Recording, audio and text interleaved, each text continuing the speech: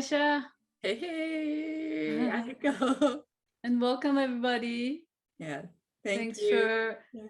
coming to our podcast. This is our sixth podcast. Welcome. So, I thought that maybe we can continue a little more along the line of what we were talking about last time, which was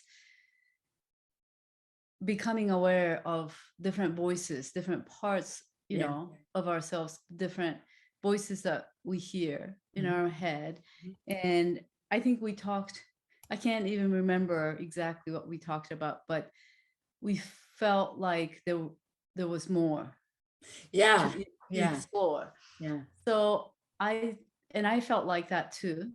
Definitely. I mean, we can talk and talk and talk, Yeah. Yeah. but I think it's good we can have the part two kind of thing. Yeah.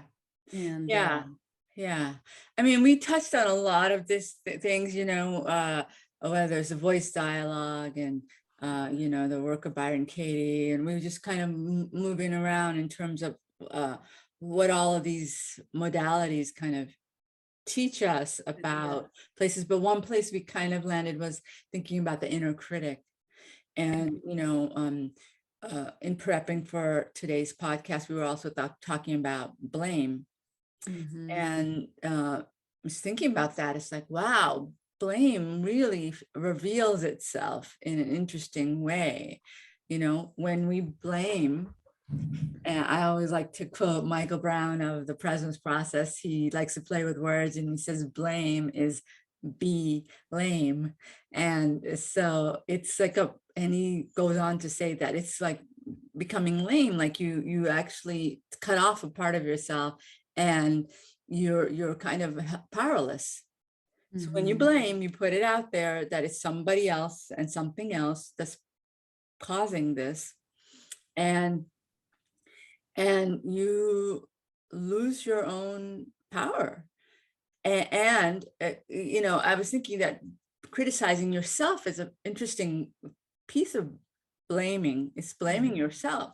So Mm-hmm. criticizing others, you're blaming others. Criticizing yourself, you're blaming yourself. How useful is that? How powerless does that make you feel? Does it make you feel powerful? Yeah, that's a really interesting question to explore, like, uh, uh, and I'm really interested in that because I find the power in not blaming, Mm-hmm. but I have to also not blame myself. Mm-hmm. And yet I need to know what those judgments are, Mm-hmm. right? I don't want to pretend that I don't have that part that Right. criticizes, like heck, criticizes myself and others. Yeah.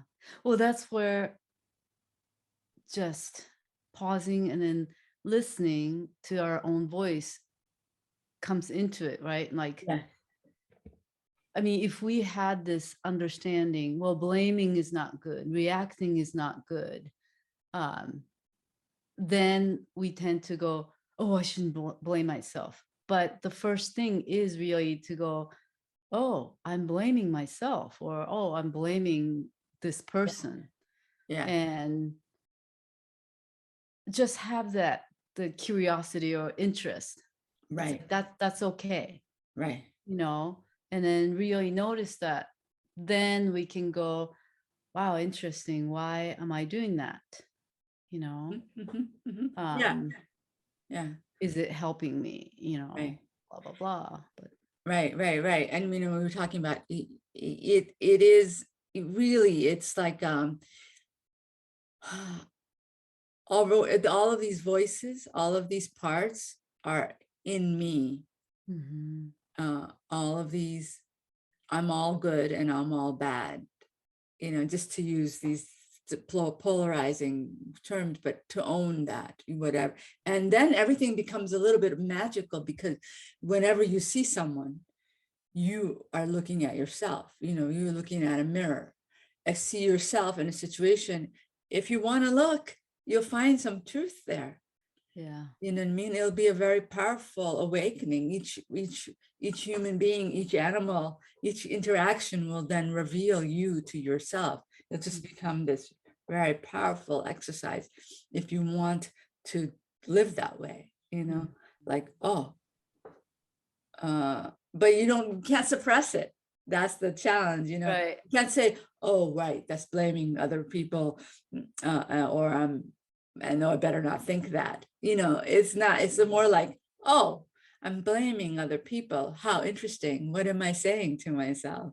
I'm Yeah. I'm criticizing this woman over here, or my child over here, or I'm angry at my husband over here, or the social media over here, or Bill Gates over here, or whatever I'm doing. Like, what is this teaching me? And it's such a, I think it's just a practice, Mm. yeah.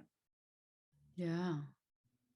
And like the voice dialogue method helps you practice that way. The work of Byron Katie helps you practice that. Mhm. um you know um Even co-counseling helps you practice that, if you want Mhm. to take it on, if you Mhm. realize every trigger is something triggered inside you, Right. that's triggered from the past.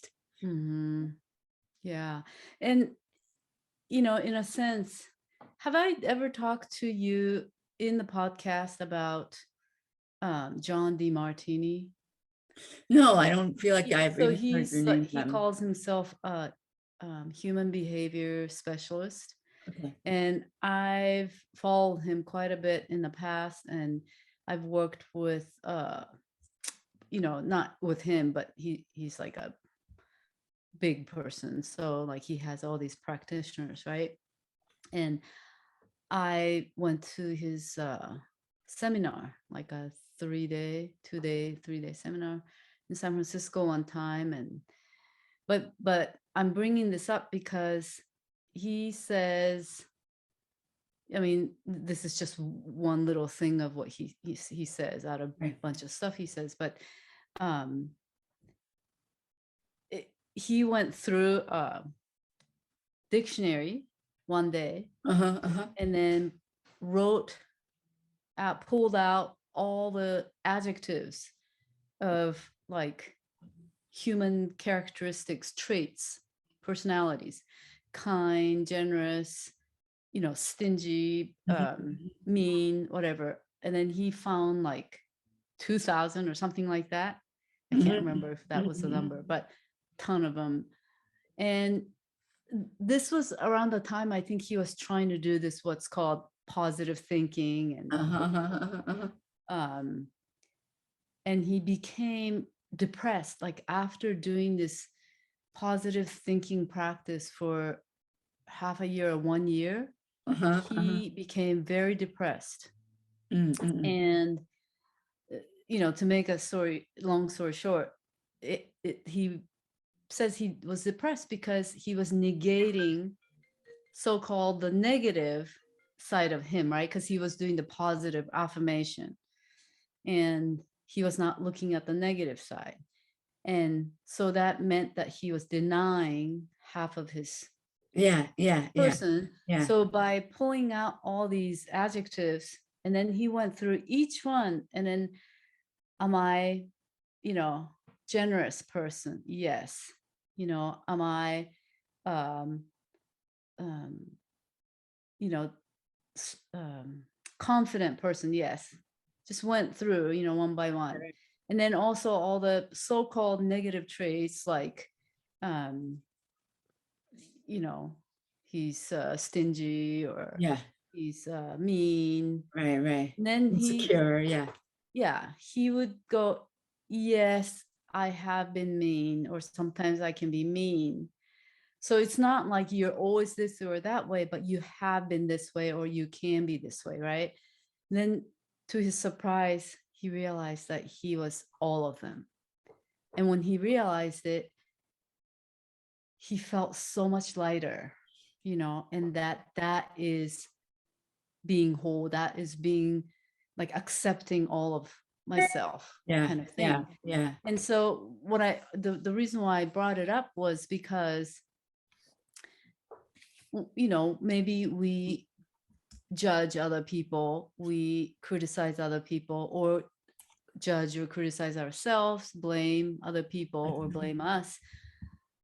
But we have to have all those things, because if we don't have the capacity to blame others or blame myself, we might lose some of the teaching, you know, afterwards. Like, because we know how to blame, maybe we can, I mean, that's when, you know, if we can process these things. But because we know how to blame or how to get angry or how to react, we learn something, right? Right, About ourselves or about others. right, Or we may learn to go, oh, it's interesting, I blamed, you know, this person, but it right, really, he was not to be blamed, but it was about me, or whatever that is. right, Just that, you know, even so-called negative quality can actually become positive, you know. right, um b- so I think it's important for all of us to realize that none of these things are good or bad, like you're saying, mhm. but just know that we have to have all those qualities, you know. Yeah, yeah. Well, you know what you're saying though is interesting to me, because I'm just thinking about it, because you're, I don't know if you directly or indirectly pointing out something that I wasn't noticing, was like if you try to emphasize one part of yourself at the expense, like, so even though I'm talking about um you know, not being like, what if I gave up blame, then I'm sort of emphasizing another part of myself that doesn't blame at the Hmm. cost of the one part that does blame. But that's an interesting thing, because I'd like to probe there a little bit, because there is a way we want to live our lives a certain way, right? We see it. So, you know, me, I've done a lot of work over the years. So you know, the voice dialogue talks about exactly what you're talking about, the disowned selves, right? All the parts that you don't want to recognize or don't really identify with. You might see occasionally do those things, but you don't really want to say, you want to say, you know, I'm the responsible one. You don't want to really ever say I'm the irresponsible. You'll never really want to be identified with irresponsibility, or the you want to be the good mother. You don't really want to just identify with the selfish mother, right? Right. So so so so so so so I want to identify with the non-blamer, but I have blamed. But I see something about blaming that's particularly uh, insidious. I'm kind of thinking in our culture, there's a lot of blaming going on, right? So what is that, and how do we stop it? And before I hesitated to say stop it, because I'm thinking, well, then Byron Katie would say, or you would say, you know, look at where you blame, and to have those thoughts and inquire into those thoughts, and let them go as they go. You don't have to worry about it. So I guess that's kind of the answer, but, and that sort of the also addresses this part about the Martini idea that you don't have to have one over the other. But I still, so the my mind is saying, really, what is this blame thing? It's, I feel like it's the source. It's like the original sin or something like that. I feel Yeah. like that capacity to blame, to split. Maybe it's about splitting or something like that. Yeah. Like, I mean, when you say that, to me, immediately, the blaming is like the shield. Like, by Mm, blaming, we don't have to look at ourselves, yeah, right? yeah. So when I blame somebody, I already shut out the possibility of bringing that in to look inside of myself. Hmm. It's just the easiest thing we can do. And I think the more people are afraid to look inside, the more blame that will happen, right? Yeah. But if we know that a lot of times what we see out there is what's in here, then once you know that, then you just can't deny the fact that, okay, I'm, it's okay, I'm blaming, I noticed that, but okay, I can't deny that I have to actually Yeah. see what's going on inside of myself. Yeah. Well, it's interesting. The place where I hooked onto that I felt like I wanted to speak to was then when you said a lot of the time, but my thought is all the time. And that's where the honesty, where the rubber meets the road. It's like, I mean, that's scary to say that, right? Because what if something horrible is happening? You would never do a murder in front of you, or rape in front of you, or someone being a bully and doing something hateful, and you're thinking, I'd never do that. It's sort of like, well, this is what I think the work of Byron Katie, or the presence process, they teach you to kind of see that in that is your reaction to whatever is being seen, and that reaction is actually as is actually mirroring what's happening outside of you. Mhm. It's a response. Your reaction is violent, or is harsh, and that reaction it yeah, it creates something. It's sort of my mind going, just free associating, but it's sort of like the victim perpetrator. If you have a victim, you have to have a perpetrator. Mhm. If you have a perpetrator, you have to have a victim. And what if one of the people decides that I'm not a victim, and they let go?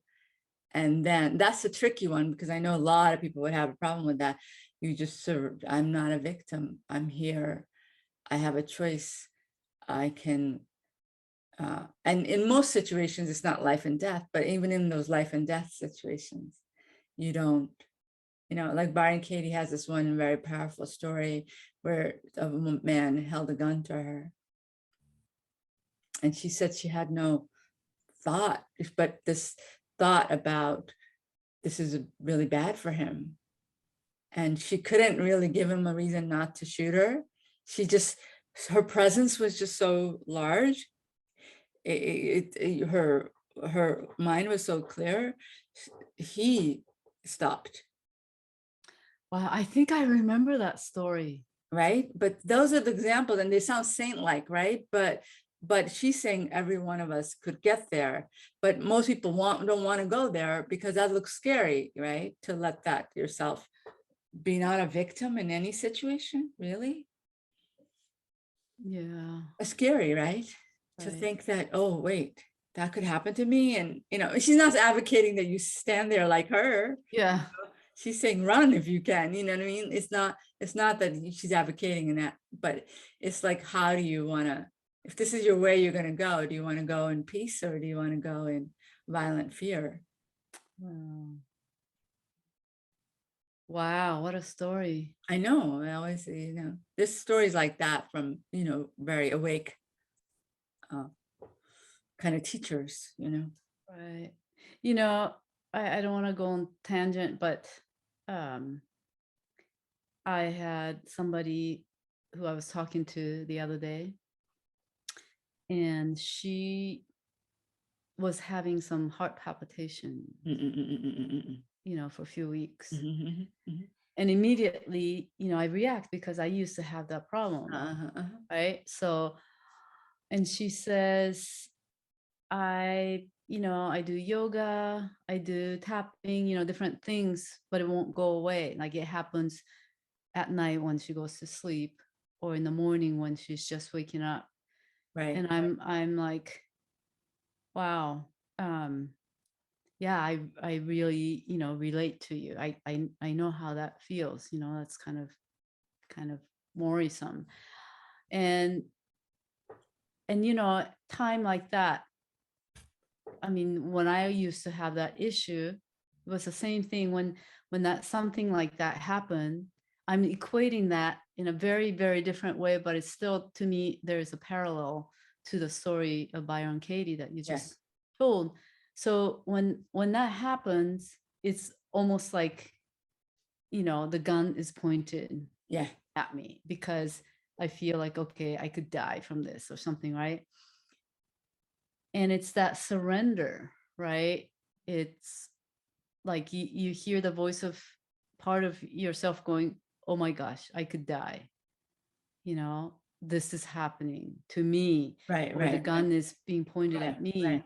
But it's also just coming to that present moment, and then see how. So what I was telling her was, there's a big difference between, let's say, so the tapping, I think everybody knows tapping. Yeah. Maybe if you don't know, it's just you tap these meridians and then trying to get the energy flowing so that you're not stuck in the fear or stuck in something.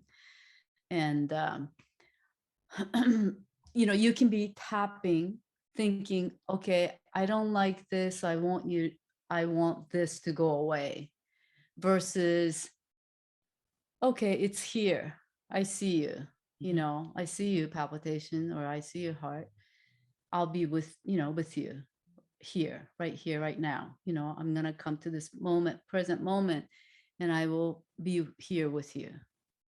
And you see that two different things, Mhm. doing Mhm. the same thing, but two separate approach, right? Mhm. And it's like, one is that surrender to just be with it till your activation comes down. um and then, yeah, so when I just heard this story of Byron Katie, Mhm. Mhm.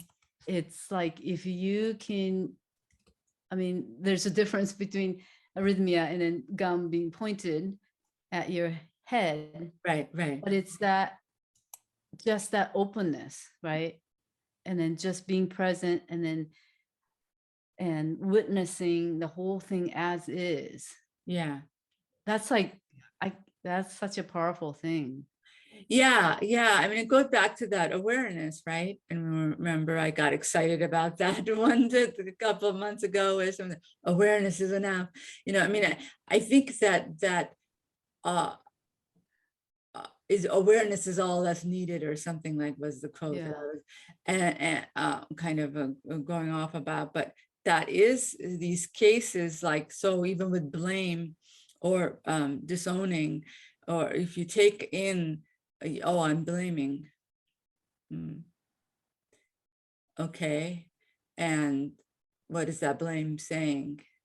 Oh, you know, and all of these things are pointing toward awareness, right? All of them is saying, including meditation, spiritual practices, saying, be with what is.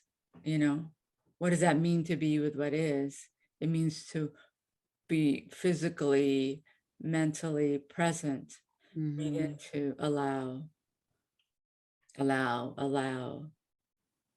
But then the mind goes, allow it all, allow a gun, you know, allow someone to judge me, say hard words to me, allow, you know, allow someone to ignore me, allow someone not to do the dishes, allow someone to, you know,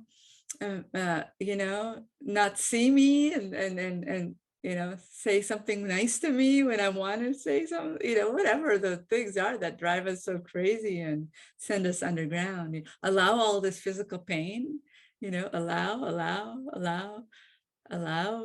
like, I'm like, I got like, do I want to allow all this physical pain? I struggle with chronic pain. So I'm like, do I want to allow all that? I guess that's what I could do. But then there's a part of me that doesn't allow, and I guess I want to allow that part too. Right. Yeah. Yeah. But it's like, a lot of us haven't had enough experience, um, benefiting from that allowing something, right? I mean, if we experience enough, I don't want to say benefit. What's the word? So let's say like, okay, I'm having pain or I'm having, Yeah. discomfort or I'm having Yeah. issues with this. And if Yeah. we notice that frustration and then say, wonder if I can just be with it, almost like uh, sometimes the word allowing might be hard for some people because Yeah. like, I don't want to allow, but Yeah. can we just be with that Yeah. for, I mean, just a little bit. And then just because you decided not to react or push it away, but decided to allow it or to be with it, something shifted, right? And it's like, oh, that's interesting, actually it resolved or it moved to another place, the pain moved to another place, or Mm-hmm. that person that I was irritated with, somehow that person is not irritating anymore, like there's some kind of interesting consequence. Yeah. And if you can witness it and experience that, you can go, huh, that was interesting. Maybe I'll try that next time again when something like that comes up, Yeah. right?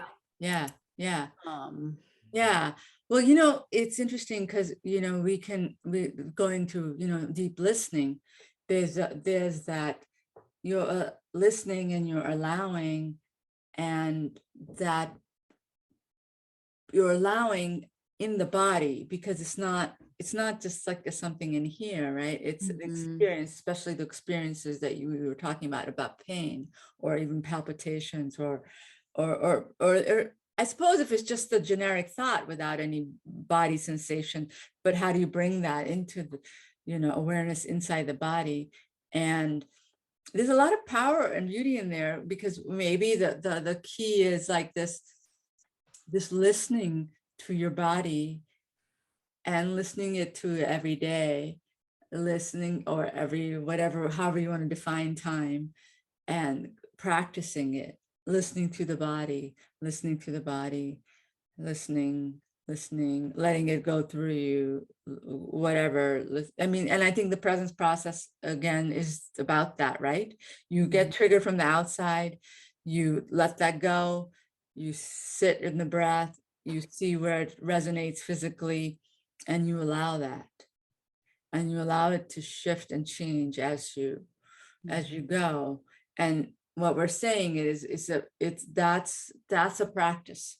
There's a lot of ways to practice that. You could do tapping, you could do inquiry, you can do, whatnot, already the 30 things we've mentioned in the course of our podcast. You could do one of those things to allow yourself to practice this art of mhm, bringing it back in, mhm, and then witnessing it. mhm, mhm.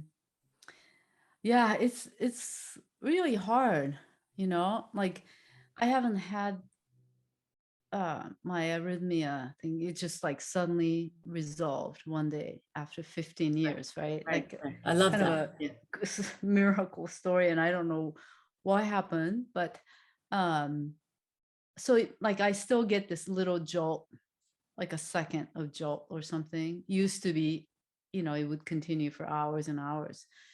And so I get this one thing, and then my body reacts. It's like it's that thing, and I just kind of brace myself because I don't want it to keep going. Yeah. But even if it was just a second or two, I would, my body is like on guard, like Right, it could right, come back again or it could just continue, right. right? And it's like this habitual pattern and reaction that I've developed over, you know, over decades, right? Yeah. And but I sometimes when that happens, sometimes I get scared, and then other times I'm still scared, but I'm like, ooh, it's been okay, so this will be okay too. It's just a, few second of thing. But then what if I just tune into it? Because there's another part of me, it's like, no, I don't want to feel it. It's scary. But what if I just actually feel it, you know? And just talking about it scares me a little bit. Yeah. But I have experienced so many times that by tuning into it, even though it was scary, like part of me had this assurance, well, I'm gonna be okay anyway, right? And another part is like still scared, and I'm like witnessing these different voices. But tuning into it, I realized, oh, actually, it was okay. And that being able to come out, you know, at the other end is gold, because if you don't have that experience, then you'll never try that again. Or Yeah. Yeah. yeah. It reminds me of the work again of Byron Katie, but in it is the last statement, the worksheet, you have the judge your neighbor worksheet, and the last one is, I look forward to whatever the original state. I look forward to feeling heart palpitations again. And Oh, so, like, for example, and the point of that last question, in a sense, is to see how clear you've gotten, because she says, even if you never have them again, if you have them in your mind, you're having them. So you need to look forward to it. If you're not looking forward to it, that means you still haven't done all the worksheets, work on it. You haven't peeled all the layers back yet. okay. I don't know that part. Is that kind of a new addition, or? No. So you know how there's a judge your neighbor worksheet, and Yeah. then there's like a set of questions, and the last one is, I look forward to. Huh. You know what? I feel like I totally skipped that part. But yeah, it wouldn't seem that significant unless you really kind of went through the worksheet and maybe heard her say it a few times, because she explains when she does the inquiry with people why that's there. Because it's like, if you have a reaction to that statement, that means that the work hasn't, you still have some more work to do. You cut out. It's going to come back. I don't know if it's on the users end, but you know how the internet disconnects for a second. You can Oh, keep. okay. Yeah, now I hear you. Go ahead. Okay. Yeah. So two reasons it's interesting, because I think I always ended with that turnaround, Yeah. right? But I never went to that I look forward to Yeah. thing. Yeah. So, and then secondly, it's interesting because um this tapping person, Yeah. I've done a lot of tapping and being helped by different practitioners, but the last person that I really liked, I think he's an acupuncturist, and qigong, he does qigong, and he is, I think, um what do you call him? So when he does the acupuncture, his method is like 5 element Taoist um, qigong acupuncture. So I thought, well, that's interesting. I don't know anybody who's like him, doing tapping as well. Teaching Right. tapping, Right. and sure enough, I just liked him um, more than the other practitioners, because his thing was like, you tap, it's like, okay, a headache, and then you're tapping this problem that you're Right. having. And then, it's okay that I have this. Right. So you're accepting it. Right. Or like if you have irritation or fear about the pain, it's okay that I have this. And it's okay that I let it go now, Right. because you accept it and let it go. And then, you go through this thing, and in the end, he goes, and it's okay that the headache goes away, Yeah. Yeah. but it's also okay if it doesn't go away. or if it comes back, it's okay. If it gets worse, I'm okay with it, you know? And that part of tapping, I was new to it. Um, and he did say the same thing. He says, if that statement gives you trouble, no, it's not okay, you know, Yeah. then you have more work to do. Yeah. Right. Yeah. Yeah. There's a lot of peace in that, and I was thinking about that, you and I both, we're in our 50s and we're like, struggle with all kinds of health stuff. And we're on a journey, and I don't know about you, but for me, it's sort of like, oh, my life is imperfect. Life is so hard, and I've got to improve myself. There's been a lot of drive to improve myself. And then that leads to that lack of self-acceptance, like, and gratitude, right? Like, because for me, it's like, well, that I'm chasing a carrot stick out in the future, and life is never here. It's always out there. And so it's sort of like that really speaks to me in the moment, because I have been thinking, resonating more with that. Oh, I'm just okay. Like, I'm okay. Like, there's nothing else I have to keep working on. I Mhm.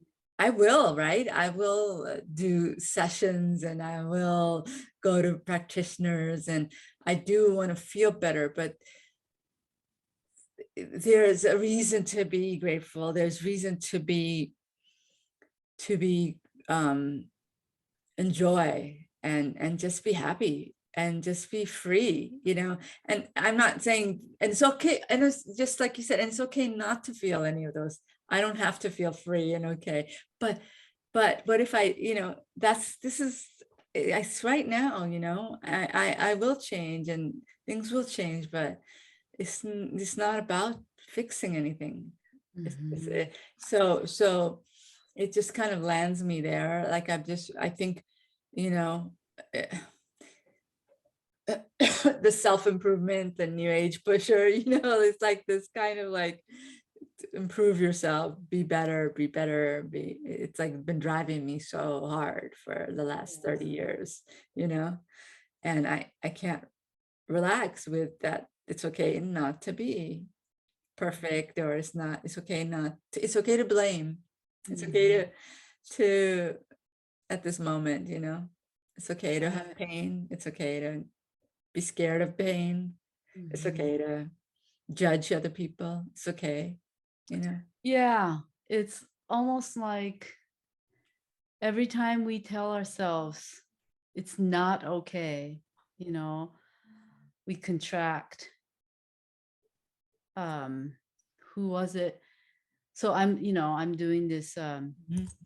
Irene Lyons Are you still smart doing body. that? Oh, did you lose me? No, that's it. Are you still doing that? Yeah, Yeah. yeah. So it's called Smart Body, Smart Mind. That's the 3 months practice. Right. But she has like small things like a 21-day thing, and that's more like a prerequisite, but you can start small. And then once you get on Smart Body, Smart Mind, every year you can come back to it for free. Okay. And then not only that, this year, so it always started in March, but this year they're gonna have twice a year of this 3 month long program. So um, I was supposed to be done in June, but I'm taking my time to complete. Uh-huh. And then September I can start again. And the point is to just, this is kind of way of life, right? Right, right, right. So basically it's about nervous system, health, but it's really the point of it is to learn to, you know, listen to our body and then be with it, and then come down, from that activation of like fear or Yeah. whatever. Yeah. And the more we learn, we get to have this thing instead of or Right. stuck up there, Right, right. activated nervous system and it never comes down or something. Right, right, But right. anyway, what was I gonna say?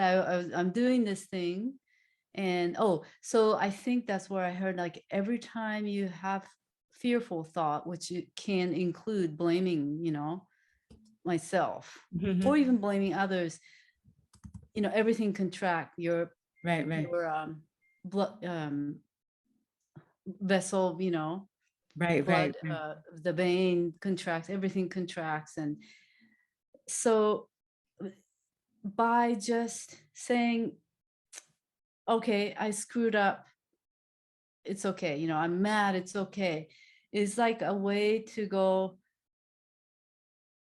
okay, it's happened, it's Mhm. okay. I mean, I can still learn from it, but for now, it's all right. Like, is allowing ourselves to just come down, and even like allowing ourselves to come back to this moment, Mhm. instead of reacting, which is to relive in the past, or predicted future, right? So the more we can go, okay, I screwed up, but it's okay, um not to let yourself be like bad person, lazy person all the time, but Right, it's, right. what I'm trying to say. Yeah, Yeah. yeah, yeah, yeah, yeah, yeah. I mean, I think um, this business of acceptance, awareness, uh, uh, yeah, awareness and acceptance are huge, huge. I'm kind of struck all the time, though, between the two of us, what have we tried, like 40, 60, 70 different modalities over the years, like, but how the common threads between all the modalities. And I do see the awareness and acceptance and the body Yeah.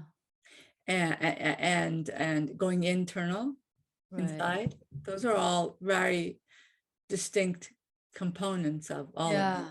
And be gentle with yourself. it. Yeah. Yeah. In Kind and fact, gentle. yeah, I like awareness, uh, uh, going within. What are the other ones? You just said gentle with yourself, Yeah. gentle with yourself, Right. and Be in the present moment. Come back to the present moment. body, tuning into the body Yeah. and being present, right? Yeah. Those are the, I would say, I mean, those of the things that I am practicing or have practiced in the last 15 years, those are probably a strong component of every single one of those things. I don't know that they're almost an explicit component, like people talk about those things in almost all of these things in some way. And then there's some things that you do that maybe one or two are touched on, or people are aware of those, but they don't necessarily talk about them in those modalities, right? Like acupuncture. People aren't necessarily saying to you, be aware or tune Right. in. But if you're taking that to the next level, you would do all of those things too, Right. right?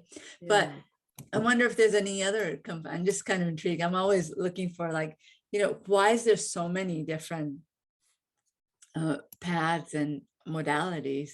But that Yeah. could be a whole different conversation. I'm Right. sure this would be a good place to end, because Yeah. this could be another rabbit hole. Yeah. I mean, just if I can say just a little bit, Yeah, yeah, of course. instead of getting into too deep, but I have the same question, and I feel like we're kind of searching for something that works for each of us, right? Yeah, yeah, Like, I think they're all the same or very similar, their goal yeah, is, but I think, last 2 years I've done this smart body, smart mind yeah, thing, and I've never, done anything this long. Yeah. before, Yeah. and it clicked for Right. me, right? Right. Because maybe this, like if we can think of all of us as like a different facet of diamond, Right. you know, I'm like this facet of, Yeah. this Yeah. angle right here. And I Yeah. just needed this thing to work, Yeah. that this thing works good for me, Right. perfect for me. But another person needs to approach it from very different angle of maybe being a lot more physical, through some physical activity. Um, right? Everybody kind of takes in things differently. So Yeah. Yeah. It's giving me the image of this recent, one of those crystals, huge crystals that people get from the ocean or whatever they get. My mother-in-law had one, and I just inherited it because she's getting rid of stuff, and I just like it, but it just has all of these, this purple uh, quartz crystal inside, and all of these different, the inside of it, and just that image when you were saying diamonds and the faces. mhm. Yeah. Yeah, but I think you're right. I agree with that. I've kind of noted that, and and it's interesting. It's still interesting question, like Yeah, what's going on here exactly, I right. think maybe if each one of us was finding our own path and we weren't commodifying it, maybe it wouldn't be the same, maybe it'd have a different feel to it, you know? Mm. It'd be I like our mean, own song and our own dance right, versus like, oh, I'm gonna sell you my song and dance, right. Yeah. Like we're all humans, but each country has separate language, Yeah, right? yeah, Like we're just communicating, but in different yeah, sounds yeah, and yeah, ways. yeah, yeah. That's a good analogy. I think this was something for us to explore some other time. I'm sure Hmm. we'll come back to it Yeah. because we do, right? So do you think this is a good place, Anne? Yeah. Yeah, yeah.